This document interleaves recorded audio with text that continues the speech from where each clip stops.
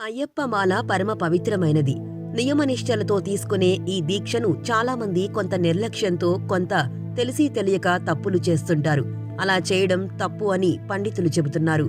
మొదటిసారి దీక్ష తీసుకునేవారిని కన్నెస్వామి అని, రెండోసారి వేసుకునేవారిని కత్తిస్వామి అని, అలాగే మూడోసారి మాల వేసుకునేవారిని గదస్వామి అని, నాలుగోసారి మాల వేసుకునేవారిని గంటస్వామి అని, ఐదోసారి మాల వేసుకునేవారిని పేరుస్వామి అని అంటారు. అలాగే ఐదవసారి తరువాత నుంచి మాల వేసుకునేవారిని గురుస్వామి అంటారు.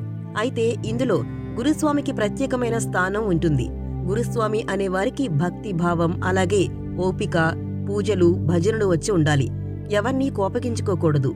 ఓపికగా తనతో పీఠంలో ఉన్న స్వాముల్ని నియమనిష్టలు పాటిస్తూ పూజలు, భజనలకు తీసుకెళ్తూ పూజలు చేయడం నేర్పిస్తూ అయ్యప్పమాల విశిష్టతను తెలిసేలా చేస్తూ ఉండాలి. చాలామంది స్వాములు గురుస్వాములు లేకుండా దీక్ష తీసుకుని ఇంట్లోనే అందరితో కలిసి సాధారణ దీక్ష పాటిస్తుంటారు. అలా చేయరాదు. ఎవరికి నచ్చినట్లు వారు చేయకూడదు. అయ్యప్ప మాలకు కొన్ని నియమ నిబంధనలు ఉన్నాయి.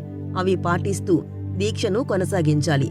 గురుస్వామి లేని దీక్ష వ్యర్థమని పండితులు చెబుతుంటారు. గురుస్వాములపై గురుతర బాధ్యతలు ఉంటాయి.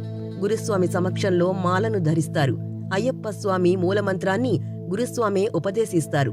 తొలిసారి మాల ధరించిన కన్యస్వాములు దీక్షా సమయంలో ఆచరించాల్సిన నియమ నిబంధనల గురించి గురుస్వాములే వివరిస్తారు. దీక్ష ప్రారంభమైన రోజు నుంచి యాత్ర పూర్తయ్యే వరకు గురుస్వామి ఇతర మాలధారులకు దీక్ష పవిత్రతను తెలపడంతో పాటు సంరక్షకుడిగా భావించవచ్చు.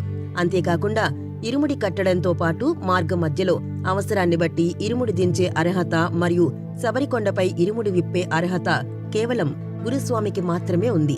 గురుస్వామి కంటే మనకు బాగా తెలుసు అనే అహంకారాన్ని మన హృదయాల్లోకి ఎప్పుడూ ప్రవేశించనివ్వకూడదు. ఎందుకంటే మనం దానిని ఎక్కడో చదివి ఉండవచ్చు, లేదా నెట్లో చూసి ఉండొచ్చు, లేదా ఏదైనా సినిమా లేదా వీడియోని చూసి ఉండవచ్చు. సగం జ్ఞానం మరింత ప్రమాదకరమైనది. అది మనల్ని అహంకారిగా మారుస్తుంది. గురుస్వామి కంటే మనకు బాగా తెలుసు అనే అహంకారం మన హృదయంలోకి ప్రవేశిస్తే అది మన దీక్ష ముగింపు అని మనం భావించాలి. మాలధారణ చేసిన వారందరికీ శబరియాత్ర చేయించడానికి కన్యస్వాములకు మార్గదర్శనం చేస్తూ గురుస్థానంలో ముందుండాలి.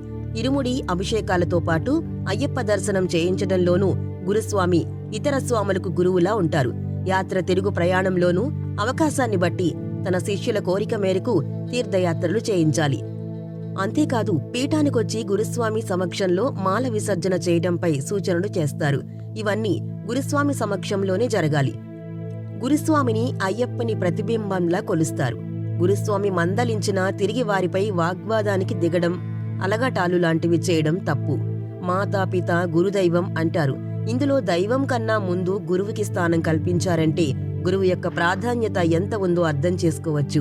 కాబట్టి అయ్యప్ప దీక్షలో గురుస్వామి లేకుండా దీక్ష చేయడం మంచిది కాదు. అలాగే గురుస్వాములు కూడా స్వార్థాన్ని, అహంకారాన్ని విడిచిపెట్టి తనతో ఉన్న స్వాములనే కాకుండా మిగతా స్వాములతో కూడా సొంత బిడ్డల్లా చూసుకుంటూ వారితో సౌమ్యంగా ఉండి అయ్యప్ప దీక్ష ప్రాధాన్యతను తెలపాలి.